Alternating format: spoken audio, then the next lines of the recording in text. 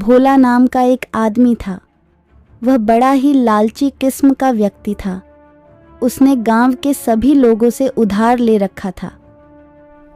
एक दिन गांव के कई लोग मिलकर अपना उधार मांगने आते हैं।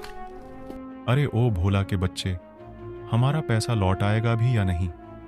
जरा देखो तो सही। राशन वाला, सब्जी वाला, फल वाला, दूध वाला सब मौजूद है यहाँ।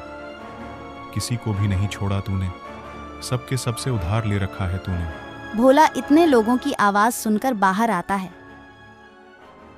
अरे क्यों इतनी रात चिल्ला रहे हो? भैया जी, मैंने कहा था महीने की 1 तारीख को सबका उधार लौटा दूंगा। 1 तारीख तो ठीक है, पर किस महीने की 1 तारीख को, वह भी बता दो। जब देखो तब 1 तारीख करते रहते हो। न जाने वह 1 तारीख किस महीने में आएगी। भैया जी, चिंता मत करो, मैं तुम्हारा पैसा इसी हफ्ते लौटा दूंगा। बस 1 हफ्ते का समय और दे दो। ये लो एक और झूठ।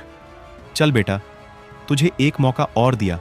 अगर तूने अगले हफ्ते पैसा नहीं दिया ना, तो तेरा सारा सामान उठा ले जाएंगे। और यही नहीं, तेरा घर भी अपने नाम करा लेंगे।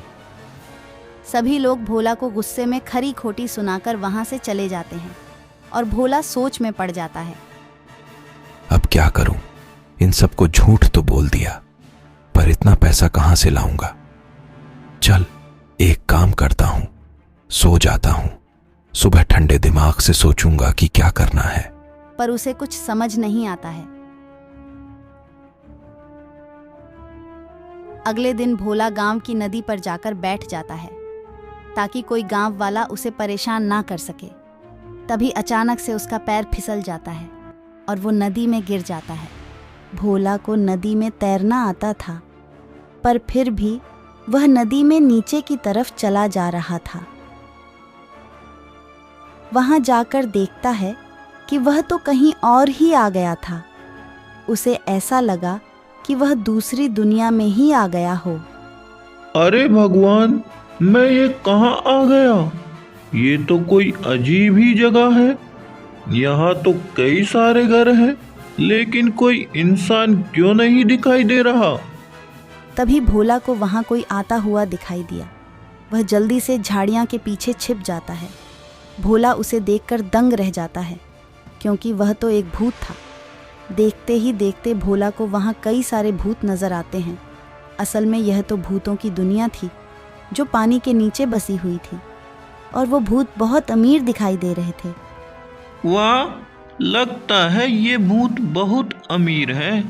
लगता है मुझे मेरी सारी परेशानियों का हल यहीं से मिलने वाला है। अगर इनका थोड़ा सा धन चुरा लिया जाए तो।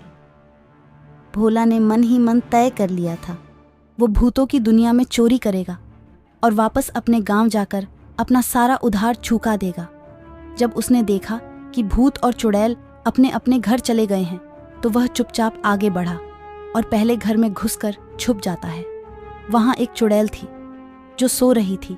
भोला चुपचाप आसपास रखा कीमती सामान चुरा लेता है और चुड़ैल की अलमारी से उसके सारे गहने चुरा लेता है और जल्दी से घर से बाहर निकल जाता है। फिर नदी में तैरकर वह नदी से बाहर निकलता है और अपने घर पहुंच जाता है। वाह भाई वाह, क्या बात है भोला सेठ, तूने तो कमाल ही कर दिया। भूतों के घर चोरी। अब कल ही जाकर ये सारा सामान बेचकर अपना सारा उधार चुकता कर दूंगा। अगले दिन वह चुराए हुए गहने बेचकर अपना उधार चुकता करता है। अब भोला की जिंदगी काफी आसान हो गई थी, लेकिन अब भोले के मन में लालच आ गया था।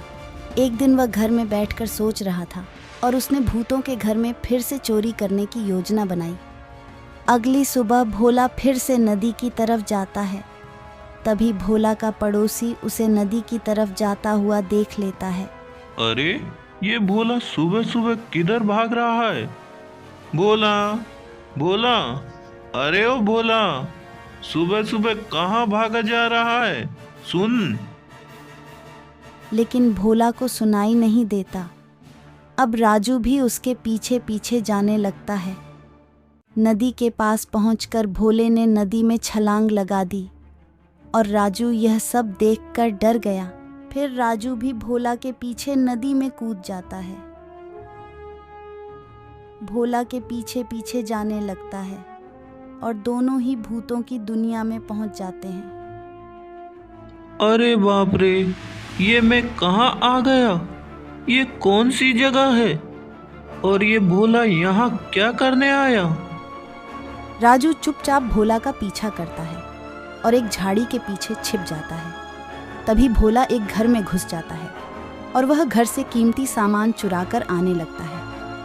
तभी वहाँ एक चुड़ैल आ जाती है। वो राजू को तो देख नहीं पाई, परंतु वह भोला को देख लेती है। ओ, तो तू ही है वो चोर जिसने पिछली बार हमारे यहाँ चोरी की थी। तेरी इतनी मजाल कि तू एक साधारण सा इंसान होकर हम भूतों के घरों में चोरी करें, तेरी तो आज खैर नहीं। चुड़ैल भोला को पकड़ लेती है और रस्सी से बांध देती है। राजू वहीं छुपकर यह सब देख रहा था। यही रुक तू, मैं अभी जाकर बाकी भूतों को बुलाकर लाती हूँ।